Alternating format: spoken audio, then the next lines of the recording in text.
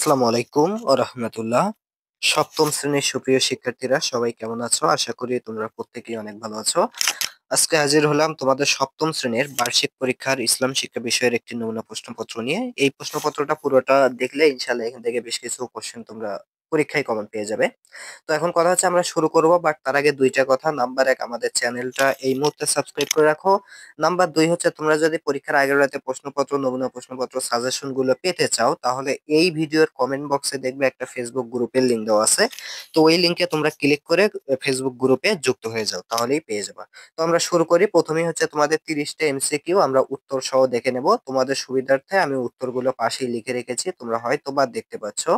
তো এখন এখান থেকে আমরা উত্তর দেখব এবং সমাধান করব। আমরা যদি 1 নম্বরটা দেখি, যে সিহা সিত্তাহর অন্তর্ভুক্ত হলো, তো সিহা সিত্তার অন্তর্ভুক্ত কোনটা দেখো তো। সুনানে নাসাই, মুয়াত্তা, ইবনে মাজা। তো এখানে অ্যান্সার হবে হচ্ছে 1 নম্বর, অর্থাৎ 1 আর 3। সুনানে নাসাই আর ইবনে মাজা, মুয়াত্তা নয়।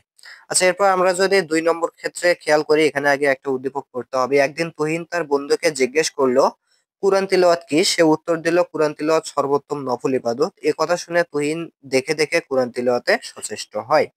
এখন তোমাকে বলছে তুহিনের এরূপ তিলাওয়াতকে কি বলা হয়? তো তুহিনের এরূপ তিলাওয়াতকে বলা হয় নাজিরা তিলাওয়াত। আচ্ছা, এরপর আমরা 3 নম্বরের দিকে তাকাই। তুহিন ও তার বন্ধু কুরআন তিলাওয়াত করবে, কোন ক্ষেত্রে করবে? দেখো, তাজবিদ সহকারে, সুললিত কণ্ঠে, দেখে দেখে। অবশ্যই তিনটাই সঠিক। আচ্ছা, এরপর দেখো, আখিরাতে বিশ্বাস মানুষকে কি করে? তো 4-এর আনসার হবে ক, অর্থাৎ সফলতা ও মুক্তি দেয়। আখিরাতে বিশ্বাস মানুষকে সফলতা ও মুক্তি দেয়। হযরত জিবরাইল আলাইহিস সালামের প্রধান দায়িত্ব কি? তো 5-এর অ্যান্সার হবে ক, অর্থাৎ আল্লাহর বাণী পৌঁছানো। মানুষ কিসের মাধ্যমে আল্লাহ তাআলার সাথে অন্যায় আচরণ করে? তো এটা হচ্ছে শিরকের মাধ্যমে। এরপর দেখো, সাথে বলছে আল আসমাউল হুসনা বলা হয় কাকে? বলা হয়, বলা হয় হচ্ছে আল্লাহর গুণবাচক নাম সমূহকে। এরপরে 8 নম্বরে বলছে যে পাশবিক শক্তি মানুষকে পরিচালিত করে কিসের দিকে বলতো? আল্লাহর নাফরমানির পথে। আচ্ছা, এরপরে হচ্ছে আমরা পরবর্তী প্রশ্নগুলোর উত্তর দেখে নেই। দেখো, আমাদের 9 নম্বর প্রশ্নে কি বলছিল? 9 নম্বর প্রশ্নে বলছে যে যখন তোমরা দেশে বিদেশে সফর করবে তখন সালাত সংক্ষিপ্ত করলে তোমাদের দোষ নেই। আয়াতটি কোন সূরার? তো আয়াতটি হচ্ছে আমাদের সূরা আন-নিসার, ক হবে অ্যান্সার। এরপর দেখো, মধ্যরাতের পর ঘুম থেকে উঠে যে সালাত আদায় করা হয় তাকে কি বলে? তো তাকে বলা হয় হচ্ছে সালাতুত তাহাজ্জুদ। আচ্ছা, 11 নম্বরে বলছে আল্লাহর নিকট আনুগত্য প্রকাশের সর্বশ্রেষ্ঠ মাধ্যম কোনটা? তো এখানে অ্যান্সার হবে খ, অর্থাৎ সালাত। ওকে, আল্লাহর নিকট আনুগত্য প্রকাশের সর্বোচ্চ মাধ্যম হচ্ছে সালাত। বিসমিল্লাহির রহমানির রহিম এর মধ্যে আরবি বর্ণ কয়টি রয়েছে? তো এর মধ্যে আরবি বর্ণ 19টা রয়েছে। নাজিরা তিলাওয়াত কাকে বলে? তো অ্যান্সার হবে খ, অর্থাৎ দেখে দেখে পড়া। এরপর দেখো, 14 নম্বর বলছে হযরত ইউসুফ আলাইহিস সালামের চারিত্রিক বৈশিষ্ট্য হলো বিনয়ী ছিলেন, ধৈর্যশীল ছিলেন, ক্ষমাপরায়ণ। তিনটাই ছিলেন, অ্যান্সার হবে হচ্ছে আমাদের ঘ। আচ্ছা, এরপর দেখো 15 নম্বরে বলছে যে আহাদ শব্দের অর্থ কি? তো আহাদ শব্দের অর্থ হচ্ছে একক। আচ্ছা, এরপরে আমরা 16 নম্বর প্রশ্নের দিকে তাকাই। সূরা লাহাব আল কুরআনের কততম সূরা? তো অ্যান্সার হবে হচ্ছে গ, অর্থাৎ 111তম সূরা। পরোপকার এর আরবি প্রতিশব্দ কি? অ্যান্সার হবে ঘ, অর্থাৎ ইহসান। ওকে। আচ্ছা, শালীনতার আরবি প্রতিশব্দ কি? তো অ্যান্সার হবে হচ্ছে ক, অর্থাৎ তাওজিব। মানুষের প্রধানত কয় ধরনের কর্তব্য পালন করতে হয়? অ্যান্সার হবে ক, অর্থাৎ 2 ধরনের কর্তব্য পালন করতে হয়।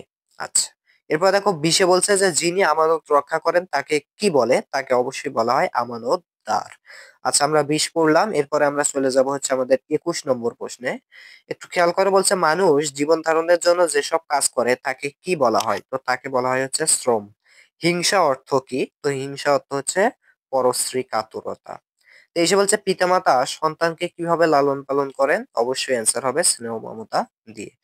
আচ্ছা, এরপরে আমরা 24 নম্বর প্রশ্নের দিকে তাকাই। বলছে যে ছিনতাই কোন ধরনের অপরাধ? তো এটা হচ্ছে একটা সামাজিক অপরাধ।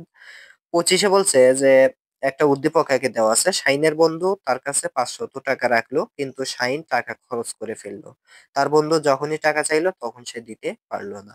শাহিনের দ্বারা কি লঙ্ঘিত হয়েছে? তো এখানে হচ্ছে আমানত লঙ্ঘিত হয়েছে। 26-এ বলছে যে এ কাজের ফলে শাহিন কি হবে? বিশ্বাস হারিয়ে ফেলবে, ঘৃণিত হবে, মর্যাদা পাবে না। সুতরাং ক হবে অ্যান্সার। আচ্ছা, আমরা এরপরে 27 নম্বরের দিকে তাকাই। বলছে কি যে কুরবানির সময় হযরত ইসমাইল আলাইহিস সালামের বয়স কত ছিল?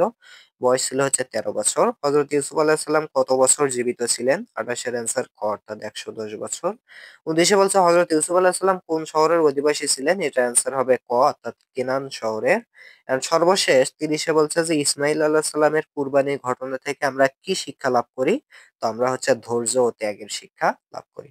এই হচ্ছে আমাদের এমসিকিউ পার্ট। এখন আমরা চলে যাব সৃজনশীল পার্টে এবং তোমরা হচ্ছে এমসিকিউ পার্টের সবগুলোর উত্তর এখানে দেখতে পাচ্ছ। তোমাদের সুবিধার্থে নেওয়া হয়েছে। চাইলে স্ক্রিনশট দিয়ে রাখতে পারো। এরপর হচ্ছে সংক্ষিপ্ত প্রশ্ন দেখব। এরপরে সংক্ষিপ্ত প্রশ্নে তোমাদের সুবিধার্থে শুধু তোমাদের কথা বিবেচনা করে আমি কিন্তু উত্তরগুলোও লিখে রাখছি, উত্তরও দেখাবো। ওকে? সংক্ষিপ্ত দেখো যেকোনো ১০ টি প্রশ্নের উত্তর দাও। এখানে আমাদের ১৫ টা প্রশ্ন আছে। তো ১৫ টা প্রশ্ন তোমরা চাইলে স্ক্রিনশট দিয়ে রাখতে পারো। আমি আর পড়তেছি না। কারণ আমি এগুলো যখন উত্তর বলবো তখনই কিন্তু আমাকে অবশ্যই কি করতে হবে? পড়তেই হবে। তো এখানে জাস্ট দেখাচ্ছি।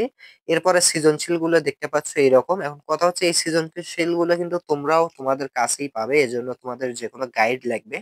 গাইডে মানে ইসলাম শিক্ষা গাইডে গিয়ে দেখবা যে এই সেলিনা রহমান সম্বন্ধে কোন উদ্দীপক রয়েছে ওইটার সাথে কিন্তু মিলে যাবে তখন এই সিকিউটা। তো যাই হোক যাদের গাইড নেই তাদের জন্য কোনো সমস্যা নেই। আমি অবশ্যই উত্তর দেখাবো।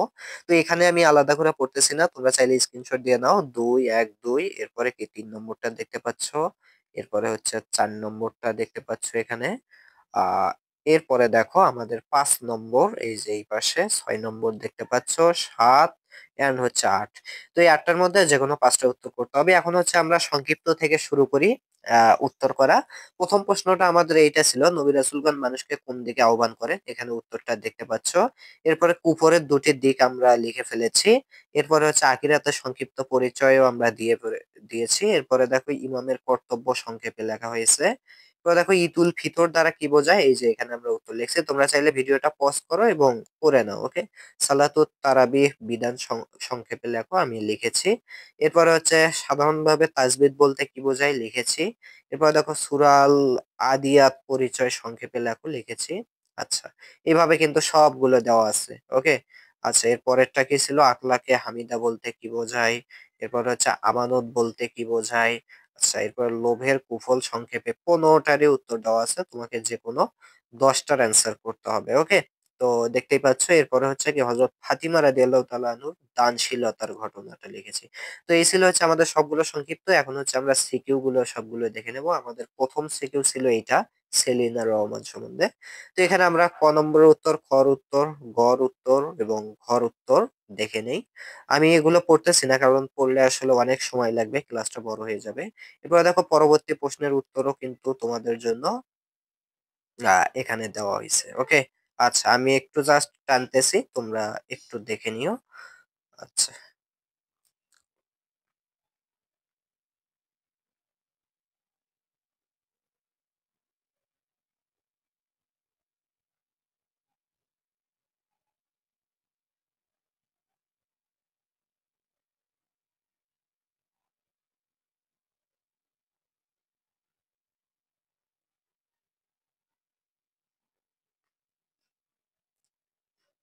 সো দেখো এইভাবে কিন্তু আমাদের সিকিউ গুলো সাজানো আছে এবং সবগুলোর উত্তর এইখানে দেওয়া আছে।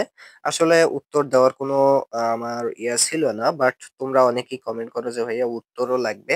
সেইজন্যই মূলত উত্তরটা দেওয়া। তাছাড়া কিন্তু আমি উত্তরগুলো দিতাম না। জাস্ট প্রশ্নটা দেখিয়ে রাখতাম বা বলতাম যে গাইডের সাথে মিলিয়ে নাও। তো তোমাদের সুবিধার্থে যাদের গাইড নাই তারা অবশ্যই এখানেও পেয়ে যাচ্ছ।